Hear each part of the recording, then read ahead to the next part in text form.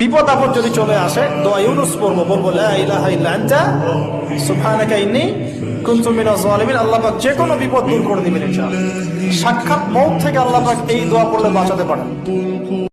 মানে যিনি নেতা হবেন তিনি কথা বলতে জানতে হবে, কথা বলতে পারতে হবে। এবার বলেন তো আল্লাহ রাসূল সাল্লাল্লাহু আলাইহি ওয়াসাল্লামের এই কোয়ালিটিটা ছিল কি ছিল না? অসাধারণ কমিউনিকেশন স্কিল ছিল আল্লাহ রাসূল সাল্লাল্লাহু আলাইহি ওয়াসাল্লামের। এবং ওনার পাবলিক স্পিকিং এর যে কি দক্ষতা আমরা ওনার বিভিন্ন বক্তব্যে, ওনার জুমার খুতবায়, ওনার বিভিন্ন আলোচনায়, বক্তব্যগুলো থেকে আমরা বুঝতে পারি। তাহলে নেতা হইতে হলে তার এলোকোয়েন্স লাগে, বাগ্মিতা লাগে। বিপদে পড়ে কোনো প্রেক্ষাপটে কোনো কাজে কোনো মুসলিম যদি এই দোয়াটি পড়ে, আল্লাহ তাআলার সাথে সাথে তার বিপদ থেকে তাকে উদ্ধার করেন, তাকে মুক্তি দান করেন, তার ডাকে আল্লাহ তাআলা সাড়া দেন।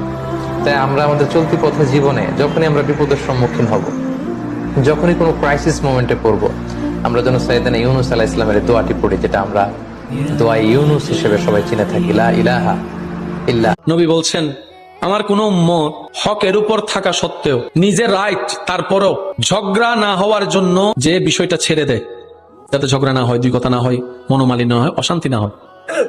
আমি নবী রাহমাতুল লিল আলামিন ওয়াদা করলাম আমার উম্মতের ভিতরে শান্তি প্রতিষ্ঠার জন্য যে নিজে চুপ হয়ে থাকবে, ক্ষমা করে দিবে, ছেড়ে দিবে, আমি হাসরের ময়দানে আমার আল্লাহ থেকে আমার সেই উম্মতের জন্য একটা জান্নাত। অনেক শাশুড়ি আছে পান থেকে চুন খসলে বদদোয়া দেয় বৌমারে, আছে না নাই? কিন্তু এটা কল্পনা করে না যে এটা আমার নিজের পেটে ধরা ছেলের বউ, এই মেয়ের বদদোয়া দিলে তো আমার ছেলের পরিবারের ক্ষতি, আমার নাতি নাতনিদের ক্ষতি। এই কমন যোগ বিয়োগটা বুঝে না। কষ্ট দিবেন না বৌমাকে। আপনাদের সাথে মানায় চলতে পারে না? পারবে, সব পারবে। আপনিও একদিন পারতেন না। আপনি যখন প্রথম বৌমা হয়ে গেছিলেন। যারা সকাল বিকাল 100 বার শুধু পড়ে সুবহানাল্লাহি ওয়া বিহামদিহি, শুধু সুবহানাল্লাহি ওয়া বিহামদিহি 100 বার, সকালে 100, বিকালে 100। রাহমাতুল্লাহ আলাইহি বুখারী রিওয়ায়াত আছে, আল্লাহ রাসূল বলেন তার গুনাহগুলি যদি সমুদ্রের ফেনা পরিমাণ হয় আল্লাহ মাফ করে দিবেন।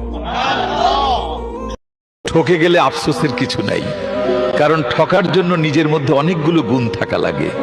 এই যেমন ভালো মনের মানুষ হতে হয়, ভালো চিন্তা ভাবনার মানুষ হতে হয়, মানুষকে মন থেকে বিশ্বাস ও ভালোবাসতে জানতে হয়, আর ঠকানোর জন্য তো অমানুষ হলেই যথেষ্ট। যারা আপনার ভালো সহ্য করতে পারে না তাদেরকে জব্দ করুন এই 3 ভাবে। 1. আপনার জীবনকে সম্পূর্ণ ব্যক্তিগত রাখুন, এতে সুযোগ পেয়ে তারা দুর্বল জায়গায় হাত দিতে পারবে না। 2. এদের সাময়িক মিষ্টি ব্যবহারে গলবেন না, আপনার দুর্বলতা জানার জন্য তারা তা করে। 3.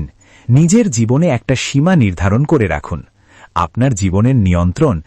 আল্লাহুম্মা ইন্নী আসআলুকা মিন ফাদলিক, মানে হে আল্লাহ আমি আপনার কাছে আপনার ফজল চাই, রিজিক চাই। দুনিয়ার কেউ রিজিক দিতে পারে না, রিজিক দিতে